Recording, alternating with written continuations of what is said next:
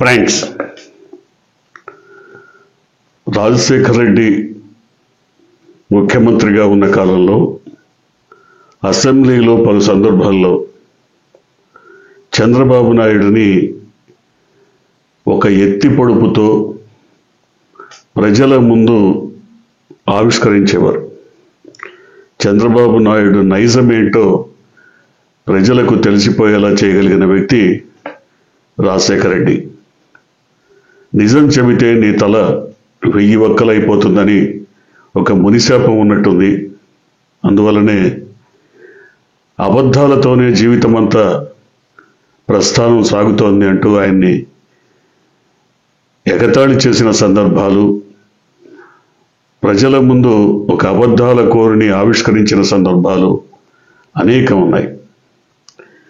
అంతనే కాదు, ఎన్టీ రామారావు కూడా తన అల్లుడి నైజాన్ని ఎంత అబద్ధాల కోరో, ఎంత దిగజారుడు రాజకీయాలు చేస్తారో పలు సందర్భాల్లో ఆడియో క్యాసెట్స్ ద్వారా వినిపించినటువంటి దాఖలాలు ఉన్నాయి. అలాగే మాజీ ముఖ్యమంత్రి నాదెళ్ల భాస్కర్రావు కానీ, రోసయ్య కానీ, అలాగే తెలంగాణ ముఖ్యమంత్రిగా పనిచేసినటువంటి కేసీఆర్ కానీ, వీళ్ళందరూ చంద్రబాబు నైజానికి సంబంధించి, ఆయన దివాళాకోరు అబద్ధాల రాజకీయాల గురించి పుంఖానుపుంఖాలుగా చర్చించారు. ఇవన్నీ ఒక ఎత్తు అయితే, ఆయన కుటుంబంలోని ముఖ్యంగా ఆయన తోడలుడు వెంకటేశ్వరరావు, దగ్గుబాటి వెంకటేశ్వరరావు స్వహస్తాలతో రచించిన పుస్తకాల్లో చంద్రబాబు నైజాన్ని, దిగజారుడు రాజకీయాలని, నైత్యాలని ఎండగట్టారు. అంతేకాదు, లక్ష్మీపార్వతి కూడా అనేక సందర్భాల్లో తనను అడ్డం పెట్టుకొని ఎన్టీ రామారావుని వెన్నుపోటు పడవడంలో చూపినటువంటి ఎత్తుగడలు, రాజకీయాల గురించి అనేక మార్లు ప్రస్తావించారు. ప్రతి సందర్భంలోనూ అబద్ధాల ఆసరాతోనే రాజకీయ పబ్బం గడుపుకుంటూ వచ్చిన చంద్రబాబుని గురించి ప్రతి సందర్భంలోనూ ప్రజలకు వివరిస్తున్న ప్రజలు పదే పదే పలుమార్లు నమ్మి మోసపోతూనే ఉన్నారు. ఎందుకు ఈ ప్రస్తావన అంతా వచ్చింది అంటే, అసెంబ్లీలో వైఎస్ఆర్సీపీ ఎమ్మెల్యేలు లిఖితపూర్వకమైన ప్రశ్న ఒకటి వేశారు. గత 10 ఏళ్ల కాలంలో 2014లో రాష్ట్రం విడిపోయిన తర్వాత నుంచి 2024 వరకు ఈ 10 ఏళ్ల కాలంలో రాష్ట్రానికి సంబంధించిన అప్పుల వివరాలు ఏంటి చెప్పమన్నారు. చెప్పమన్నప్పుడు లిఖితపూర్వక సమాధానమే ఆర్థిక మంత్రి పయ్యావుల కేశవ్, మరి ఆ శాఖ ప్రిన్సిపల్ సెక్రటరీ ద్వారా విడుదల చేసిన ఒక లిఖిత పత్రాన్ని అసెంబ్లీ ముందు ఉంచారు. దాంట్లో స్పష్టంగా రాష్ట్రం విడిపోయే నాటికి ఆంధ్రప్రదేశ్ వాటాగా వచ్చిన అప్పులు 94,000 కోట్లు. ఆ తర్వాత చంద్రబాబు నాయుడు దిగిపోయే నాటికి, అంటే 2019 నాటికి రాష్ట్రం అప్పులు 2,36,000 కోట్లు దాదాపుగా. అవి కాక రాష్ట్ర ప్రభుత్వం చెల్లించాల్సినవి, ఇతరత్ర తెచ్చిన బకాయిలు దాదాపు ఒక 60,000-70,000 కోట్ల రూపాయలు దాదాపు ఉన్నాయి. ఆ తర్వాత 2019 నుంచి 2024 వరకు జగన్మోహన్ రెడ్డి కాలంలో చేసినటువంటి అప్పులు 3,36,000 కోట్లు. మొత్తం కలిసి ఇప్పటి వరకు రాష్ట్రానికి ఉన్నటువంటి అప్పుల లెక్కలు అంతా కలిపి 6,34,000 కోట్లు, దాదాపుగా 35,000 కోట్లు సుమారుగా ఉన్నాయని లిఖితపూర్వకంగా ఇచ్చినటువంటి సమాధానంలో ఉంది. ఏ రకంగా చూసినా అప్పులు లేదా అప్పులకు సంబంధించిన వివరాలు శ్రీలంకగా మారిపోవటానికో, వెనిజులా అయిపోవటానికో, మరో సూడానో, మరో రువాండా అయిపోవటానికో దగ్గరగా లేవు. ఎందుకని మరి రాష్ట్ర అప్పుల గురించి ఒక పక్క చంద్రబాబు నాయుడు పనిగట్టుకొని ప్రజల్లోకి వెళ్ళి ఆయన కుమారరత్నంతో కలిసి అప్పుల గురించి అబద్ధాలను ప్రచారం చేశారు. ఆయన తోడు దొంగగా ఉన్నటువంటి మరో డిప్యూటీ ముఖ్యమంత్రి మరింతగా ఎందుకు అప్పులని గురించి అన్ని తప్పుల తడకలు ప్రచారం చేశారు. వీరందరితో పాటు ముఖ్యంగా పురంధరేశ్వరి ఆవిడ కూడా లేఖలు రాశారు కేంద్రానికి. 11 లక్షల కోట్లు అప్పులైపోయినాయి, మరి ఆంధ్రప్రదేశ్ దివాలా తీసే పరిస్థితుల్లో ఉంది, మరి దీని మీద మీరు యాక్షన్ తీసుకోండి అంటూ లేఖలు రాశారు. తెలిసే రాశారా, తెలియక చేశారా? కానీ ఈ మొత్తం వ్యవహారంలో చంద్రబాబు నాయుడు పాత్ర ఏంటి అన్నప్పుడు ఒక్కసారి మనకు ఒక 15 ఏళ్ల వెనక్కి వెళ్ళినప్పుడు జగన్మోహన్ రెడ్డి పైన 1,00,000 కోట్ల అభియోగం ఏ మేరకు నిజమో ఇది కూడా అంతే. మొట్టమొదట అన్ని ఆర్థిక అవకతవకలకు సంబంధించిన విషయాలను ఏదైతే అవకతవకలుగా భావిస్తున్నారో వాటన్నిటినీ ప్రోధి చేస్తే కేవలం 1,000-1,500 కోట్ల కంటే లేవు. అయినప్పటికీ దాన్ని మరీ 1,000-1,500 కోట్లు అంటే బాగుండదు, ఓ 10,000 కోట్లు అందాం, లేకపోతే ఒక 20,000 కోట్లు అందాం, లేదు 50,000 అంటే కాస్త బాగుంటుంది. 50,000 అంటే 75,000 కోట్లు అంటే కొంచెం జనంలో డీప్గా వెళ్తుంది. చివరికి అట్లా కాదు 1,00,000 కోట్లు అనేద్దాం. అసలు 1,00,000 కోట్లకు సంబంధించిన ఒక్క సాక్ష్యమైన చంద్రబాబు దగ్గర ఉందా? కానీ చంద్రబాబు నాయుడు 2014 నుంచి 19 వరకు అసెంబ్లీలో కూడా వాళ్ళ శాసనసభ్యుల చేత పదే ఈ అంశాన్ని ప్రస్తావించాలి చేశారు. సాక్ష్యం లేని అంశాలను ఎందుకు ఆ విధంగా చేశారు? అది తప్పు కాదా? నేరం కాదా? ఒక దశలో విసిగిపోయిన జగన్మోహన్ రెడ్డి మీరు చెప్తున్నటువంటి ఫిగర్స్ ఏదైతే నేను చేశానని చెప్తున్నారో లేదా కోర్టులు నిర్ధారించాయని చెప్తున్నారు, ఆ ఫిగర్స్కి సంబంధించిన మీ దగ్గర సాక్ష్యాలు ఉంటే చెప్పండి, నా ఆస్తులు మొత్తం రాసిచ్చేస్తారని అసెంబ్లీ సాక్షిగా సవాల్ చేసినటువంటి పరిస్థితి. మరి దానికి సమాధానం ఏది? అంటే ప్రతి సందర్భంలోనూ అబద్ధాలతో అందలమెక్కాలన్న రాజకీయ కుట్ర, రాజకీయ వంచన, మోసం, దగ ఎంతకాలమని ప్రజలు ఇలా సహిస్తారు, ఆదరిస్తారు? అంటే మోసపోయే ప్రజలు, వంచనకు గురయ్యే ప్రజలు అనునిత్యం కనపడుతున్నంత కాలం వారే ఓటర్లుగా మారి ఓట్లు వేస్తూనే ఉంటారు, ఇలాంటి వారు గెలుస్తూనే ఉంటారు. ఎందుకు ఇదంతా చెప్తున్నామంటే రాష్ట్రాన్ని ఆర్థిక విధ్వంసం చేసేశాడు జగన్మోహన్ రెడ్డి. రాష్ట్రాన్ని అప్పుల కుప్పగా మార్చేశాడు. రాష్ట్రం దివాలా తీసింది. ఈ రకమైనటువంటి మాటలతో ప్రజల్ని మోసం చేసి వంచి అధికారంలోకి వచ్చినటువంటి చంద్రబాబు నాయుడు ఇప్పుడు కూడా గతంలో కంటే ఎక్కువగా, జగన్మోహన్ రెడ్డి కాలంలో కంటే ఇబ్బడి ముబ్బడిగా రాష్ట్రానికి అప్పులు తీసుకొస్తున్నారు.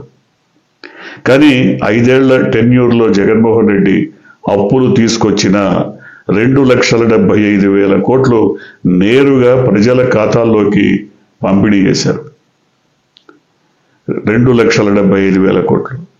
మరి ఇప్పుడు ఈ 9 నెలల కాలంలోనే దాదాపు 1,30,000 కోట్లు అప్పులు తీసుకొస్తే మరి ఏ మేరకు సంక్షేమ పథకాలు ప్రజలకు అందాయి? ఏ మేరకు అందుతున్నాయి? కనీసం మీరు చేసిన వాగ్దానాల్లో ఒక్కటైనా ఈ ఏడాది కాలంలో అమలు చేసేటువంటి అవకాశం ఉందా? లేదని మీరు బడ్జెట్లోనే చెప్పారు. ఈ ఏడాది కాలంలో ఒక్క హామీ కూడా అమలు చేయలేమన్నారు. వచ్చే ఆర్థిక సంవత్సరం నుంచి చేస్తారు. అంటే ఒక ఏడాది హామీలకి తిలోదకాలు ఇచ్చారు. ఇంకా రెండో సంవత్సరం నుంచి అయినా అందరికీ అన్నీ ఇస్తారా? డౌటే. ఎందుకంటే దాదాపు 30,000-40,000 కోట్లు లోటు చూపించారు బడ్జెట్లో.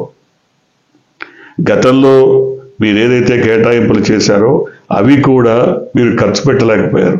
కారణం రాబడి లేకపోవటమే. మీరు బడ్జెట్లో చూపించినటువంటి రాబడి లేక మీరు ఫండ్స్ ఖర్చు పెట్టలేకపోయారు. ఇప్పుడు కూడా అంతే. మొత్తంగా ఇసుక మాఫియా, మద్యం మాఫియా, మైనింగ్ మాఫియా ప్రతి ఒక్కళ్ళు అందిన కాడికి దోచుకుంటున్నటువంటి పరిస్థితుల్లో రాష్ట్రానికి ఆదాయం వచ్చేటువంటి మార్గం ఎక్కడుంది? మార్గం లేనప్పుడు, ఆదాయం లేనప్పుడు మరి సంక్షేమ పథకాలకి ఖర్చు పెట్టడానికి డబ్బులు ఎక్కడి నుంచి వస్తాయి? కేంద్ర ప్రభుత్వం ఇబ్బడి ముబ్బడిగా గ్రాంట్స్ ఇచ్చేటువంటి పరిస్థితి లేదు. మనం ఇచ్చినటువంటి పన్నుల్లో వాటాలు కూడా తగ్గిస్తున్నారు. ఈ స్థితిలో సంక్షేమ పథకాల అమలు సాధ్యమేనా? మీరేదైతే కేటాయింపులు జరిపారో ఆ మేరకు డబ్బు సమకూరకపోతే వాటికి మంగళపాఠమే కదా. ఇప్పుడు కొన్నిటికి పాడారు. గత సంవత్సరంలో చేసిన కేటాయింపులకు సంబంధించి ఇప్పటికే గుండు సున్నా పాడేశారు. మరి నెక్స్ట్ కూడా అంతే. మీరు ఏదైతే బడ్జెట్లో చూపించారో ఇంత నిధులు వస్తాయి, ఒక 70,000 కోట్లు వస్తాయి, లేదా ఒక 60,000 కోట్లు ఆదాయం వస్తుందని మీరు అంచనాగా చూపించారు. ఆ నిధులు రాకపోతే జరిగేదేంటి? జరిగేది ఏముండదు. సంక్షేమ పథకాలకు మీరు ఏదైతే కేటాయింపులు చేశారో ఒకదానికి 9,000 కోట్లు, ఒకదానికి 6,000 కోట్లు, ఇట్లాంటివి మీరు ఏదైతే చేశారో వాటికి మంగళం పాఠమే. అంటే రెండో ఏడు కూడా సంక్షేమ పథకాలు ఉండవు. మరి ఎందుకని అంత ఖచ్చితంగా చెప్పగలుగుతున్నామంటే ఆదాయ వనరులు లేవు కాబట్టి. సంక్షేమ పథకాలు అమలు జరిపిన కారణం కూడా జగన్మోహన్ రెడ్డి డబ్బు రొటీన్ అవుతుంది. డబ్బు రొటేట్ అయినప్పుడు, వ్యాపారాలు జరుగుతున్నప్పుడు ఆర్థిక వనరులు ప్రభుత్వానికి సమకూరుతాయి పన్నుల ద్వారా. తద్వారా కొన్ని అభివృద్ధి కార్యక్రమాలు చేసుకునేటువంటి అవకాశం ఏర్పడుతుంది. సో ఇప్పుడు ఆ రకంగా రొటేట్ కావట్లేదు. వ్యాపారాలు కూడా దెబ్బతింటున్నాయి. కేవలం ఈ ప్రభుత్వ లక్ష్యాలు 1-2 స్పష్టంగానే కనబడుతున్నాయి. ఒకటి ప్రధానమైనది అమరావతి. అమరావతి ద్వారా ఏ రకంగా ఒక వర్గం లబ్ధి పొందుతుంది అన్నది ప్రధానమైనటువంటి అంశం. ఆ వర్గం కోసం అన్నిటినీ త్యాగం చేసి అవసరమైతే ఆంధ్రప్రదేశ్ని అమ్మేసైనా అమరావతి నిర్మాణం మాత్రం జరగాల్సిందే. ఆర్థిక వనరులు లేకపోయినా ఆంధ్రప్రదేశ్ని అమ్మేసైనా అమరావతి నిర్మాణం మాత్రం జరగాల్సిందే. కానీ బయటికి చెప్పడం మాత్రం బడ్జెట్ ప్రసంగంలో కానీ ఇతరత్ర మాట్లాడుతున్నప్పుడు అది సెల్ఫ్ సస్టైన్ రాజధాని, సెల్ఫ్ ఫైనాన్స్ రాజధాని, ఒక్క పైసా కూడా అమరావతికి అక్కర్లేదంటూనే ఇప్పుడు 32,000 కోట్లు అప్పులు చేసి దాని మీద ఖర్చు చేయడానికి మరి నిర్ణయాలు తీసుకున్నారు. అంటే మిగతా అభివృద్ధి పథకాలన్నీ కూడా దాదాపు పడుకున్నట్టుగానే. ఎక్కడి దాకా ఎందుకు? అబద్ధాలకు మరొక ఉదాహరణ చెప్పాలి. దాదాపు 2014 నుంచి 19 వరకు రహదారుల మరి నిర్మాణానికి కానీ వాటి మెయింటెనెన్స్కి కానీ ప్రభుత్వం ఖర్చు పెట్టింది, కూటమి ప్రభుత్వం ఖర్చు పెట్టింది అప్పట్లో దాదాపు 24,000 కోట్లు. కానీ జగన్మోహన్ రెడ్డి ప్రభుత్వం 2019 నుంచి 24 వరకు ఖర్చు పెట్టింది 43,000 కోట్లు. అయినప్పటికీ రహదారులు బాగలేవు, గోతులు పడ్డాయి, గుంటలైపోయాయి, నాశనం అయిపోయింది. ఈ రకమైన ప్రచారం. అసలు రాష్ట్రమే విధ్వంసంలో ఉంది, వెనక్కి వెళ్ళిపోయింది, లేదు అప్పుల పాలైంది. ఈ అప్పులన్నీ కూడా పేదలు, బడుగు, బలహీన వర్గాలు, బీసీల మీదే పడేస్తారు. ఎన్ని రకాల అబద్ధాలు చెప్పాలో అన్నీ చెప్పి ఇవాళ అసెంబ్లీ సాక్షిగా 14 లక్షల కోట్లు, 10 లక్షలు కాదు, 9 కాదు, కేవలం 6 లక్షల కోట్లు అన్ని అప్పులు కలిపి, అవి లేకుండా కేవలం అప్పులుగా తీసుకున్నవి మాత్రమే చూస్తే 4,33,000 కోట్లే. సో బాండ్స్ పెట్టి కానీ ఇతరత్ర హామీలుండి కానీ తీసుకొచ్చిన వాటి అన్నిటితో కలిపితే 6,30,000 కోట్లే. సో ఎందుకని అబద్ధాలు చెప్పారు అంటే అబద్ధాల పునాదుల మీద బతికే వ్యక్తి, అబద్ధాలే తన శ్వాసగా, ఊపిరిగా రాజకీయాలు చేసేటువంటి వ్యక్తిని గురించి ఎంతమంది ఎన్ని రకాలుగా చెప్పారు. సాక్షాత్తు పిల్లనిచ్చిన మామే చెప్పారు కదా, ఆనాటి ముఖ్యమంత్రిగా ఉన్నటువంటి నాదెళ్ల భాస్కరరావు చెప్పారు కదా, ఎంతమంది ఎన్నో రకాలుగా చెప్తూనే వచ్చారు.